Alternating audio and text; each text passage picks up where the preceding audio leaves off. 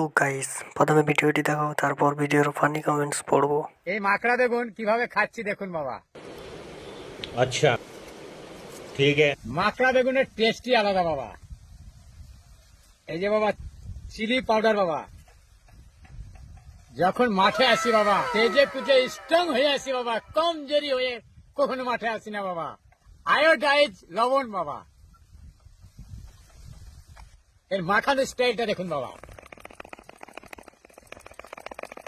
High রে মাকড়া বেগুন, high রে সুস্বাদ বাবা। এই মাকড়া বেগুন